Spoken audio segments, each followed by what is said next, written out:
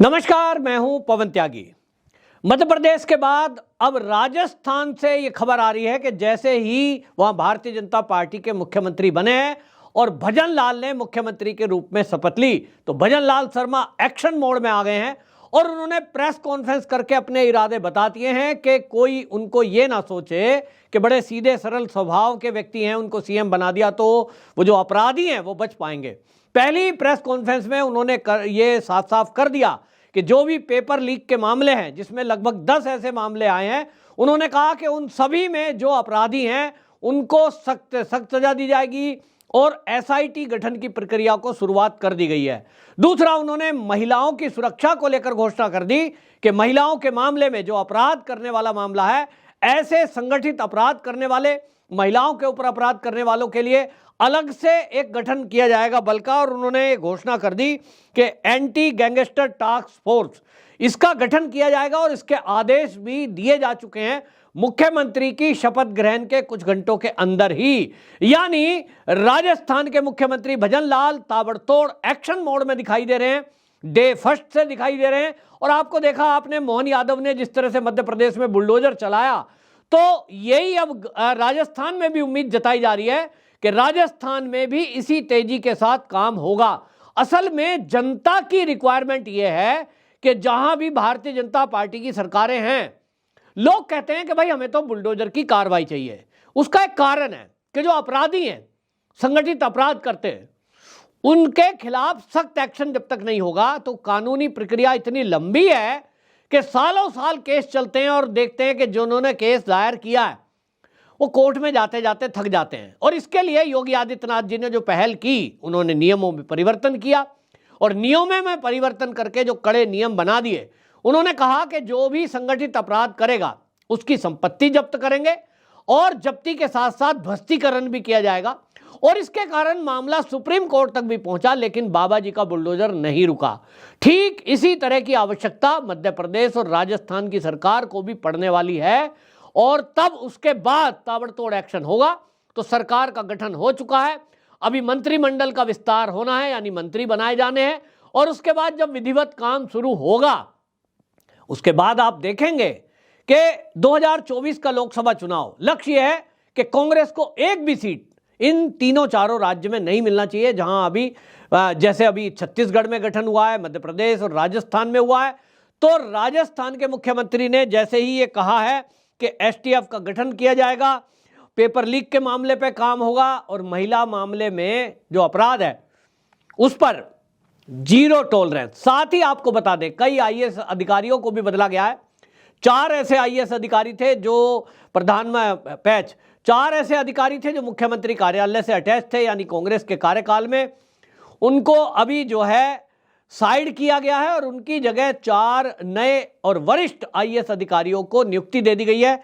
इसमें आपको बता दें, जो सीएमओ हैं उनके ओएसडी के रूप में योगेंद्र श्रीवास्तव, जो कि अभी तक लोकसभा के उप सचिव हुआ करते थे और उनको वहां भेजा गया था, लेकिन अब जैसे ही भारतीय जनता पार्टी की सरकार बनी है उनको ये ओएसडी की जिम्मेदारी दे दी गई है। उनके पास पहले से ही ये काफ़ी जो है अनुभव था। इसके साथ ही सीनियर आईएएस अधिकारी टी रविकांत को सीएम का प्रमुख सचिव बनाया गया है। और आपको बता दें कि ये जो टी रविकांत हैं, जब वसुंधरा राजे की सरकार थी उस समय भी उनका मुख्य सचिव के रूप में, इनको प्रमुख सचिव के रूप में बनाया गया था। ये बहुत ईमानदार छवि के व्यक्ति हैं और जैसा मोदी जी का एक नारा है, जो मोदी जी का चरित्र है कि ना खाऊंगा ना खाने दूंगा, उसी पैटर्न पर काम करने वाले हैं। और इसलिए ये माना जा रहा है कि जब एक ईमानदार छवि का व्यक्ति सीएम बना है और जहां भ्रष्टाचार के केस इतने हुए हैं पिछली सरकार में कि लाल डायरी सामने आ गई, तो अब ऐसे एक व्यक्ति की नियुक्ति होना बहुत जरूरी है जो अपने मातहत काम करने वाले आईएएस और आईपीएस अधिकारियों से सख्ती से काम ले।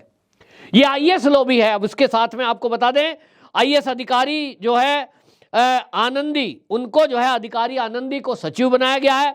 सौम्या जहां बहुत तेज तर्रार आईएएस अधिकारी हैं, उनको संयुक्त सचिव की जिम्मेदारी दी गई है। ये जो बदलाव किया है, इसके साथ ही ये तय कर दिया और भजन लाल जी ने ये दिखा दिया कि भाई उनके इरादे क्या हैं। ये जो आईएएस बदले हैं, अब इसके बाद जो आईएएस अभी तक कांग्रेस की सरकार में रहे, यानी अशोक गहलोत की कैबिनेट की जब सरकारें रही और उसमें रहे हैं, काम किया है उन्होंने सचिव लेवल पर, उन सबको अब जिनकी शिकायत है, जो भ्रष्टाचार में कहीं ना कहीं लिप्त पाए गए हैं, अगले कुछ दिन में उनको यहां से बदला जाएगा। ऐसी भी खबरें आ रही हैं कि उनका ट्रांसफर भी किया जा सकता है अलग दूसरी जगहों पर। और आपको बता दूं, वैसे अफसर जो होते हैं ना, वो आप देखेंगे कि अगर मालिक मतलब जो सत्ता में बैठा, शीर्ष पर जो बैठा है, वो अगर ईमानदार है तो अफसर भी ईमानदार होना पड़ता है। और अगर ऊपर वाला ही बेईमान है, अधिकारी को कह रहा है कि जी कुछ भी करो, मुझे तो ये इसमें इतना पैसा चाहिए, तो अधिकारी भी क्या करते हैं। अब अधिकारी के हाथ में हालांकि होना तो ये चाहिए, कुछ लोग इस टकराव को मोल नहीं लेते हैं, जैसा आप दिल्ली में देख रहे हैं कि दिल्ली में जो आईएएस लॉबी है, जो दानिश के अधिकारी हैं, दिल्ली सरकार अगर कोई गलत काम करती है उसकी तुरंत जानकारी एलजी को देते हैं और गृह मंत्रालय को देते हैं। लेकिन उसका नतीजा आप देख रहे हैं, SC/ST एक्ट लगा दिया गया एक आईएएस अधिकारी पर, इसलिए लगा दिया गया क्योंकि वो केजरीवाल सरकार के भ्रष्टाचार उजागर कर रहा था। तो निजी तौर पर हमले किए जाते हैं, परेशान किया जाता है। और दिल्ली तो पूर्ण राज्य नहीं है, यहां जरा सी बात मीडिया में भी लीक हो जाती है, लेकिन एक पूर्ण राज्य हो वहां बड़ा मुश्किल है। तो जो आईएएस लॉबी है या जो आईपीएस अधिकारी हैं, पुलिस के वरिष्ठ अधिकारी हैं, हम देखते हैं सरकार बदलेगी तो उनका काम करने का तरीका बदल जाता है। उत्तर प्रदेश में जो आईएएस हैं और आईपीएस हैं वो वही हैं जो अखिलेश यादव के समय में थे। योगी सरकार में तो कोई नए भर्ती हुए नहीं है, कुछ आए हैं 1 2 4 बस नए, सब वही है। लेकिन आज जो उत्तर प्रदेश में विकास हो रहा है और जो लॉ एंड ऑर्डर की सिचुएशन है, ये उन्हीं लोगों के द्वारा है जो अखिलेश के सरकार में आंख मूंदे बैठे थे आराम से, क्योंकि उनको पता है कि हम मेहनत करेंगे, रात भर जागेंगे और किसी को पकड़ के लाएंगे। या आईएएस सोचता है कि मैं किसी फाइल को अटकाऊंगा कि भाई ये तो नहीं हो सकता, ये तो भ्रष्टाचार है, ये तो गलत है, तो ऊपर से फोन आ जाएगा, मुख्यमंत्री परेशान करेंगे। और जब योगी जैसा मुख्यमंत्री बैठता है तो अधिकारियों को पता है कि योगी जी को 1 रुपया किसी फाइल पर नहीं चाहिए। तो जब नहीं चाहिए और आईएएस की जिम्मेदारी तय की जाती है, आईपीएस से पूछा जाता है बताइए अपराध कैसे हुआ, तो उसको पता है कि आज नहीं तो कल जब कलम तेरे ऊपर चलेगी तो दिक्कत आएगी। और इसीलिए भजन लाल जी ने भी पहली ही प्रेस कॉन्फ्रेंस में बता दिया और अधिकारियों की मीटिंग उन्होंने कर ली है, ओपन भी कह दिया और मीटिंग में भी कह दिया कि सभी अधिकारियों की जिम्मेदारियां तय की जाएंगी। कहीं भी किसी विभाग में अगर भ्रष्टाचार या गड़बड़ी पाई गई तो वो आईएएस जिम्मेदार है, जेल जाने के लिए तैयार रहे। आईएएस हैं, उनको लगता है कि हमें कोई जेल तो भेज नहीं सकता, ज्यादा से ज्यादा ट्रांसफर करेंगे। लेकिन ये मोदी सरकार है, आप देखेंगे जिस तरह से ईडी को खुली छुट्टी दी हुई है, इनकम टैक्स को खुली छुट्टी दी हुई है, ऐसे कई अधिकारी भी लपेटे में आए हैं और आगे भी आएंगे। अभी 24 का चुनाव आ गया है, अब आप देखेंगे ये एजेंसियां और तेजी से काम करेंगी।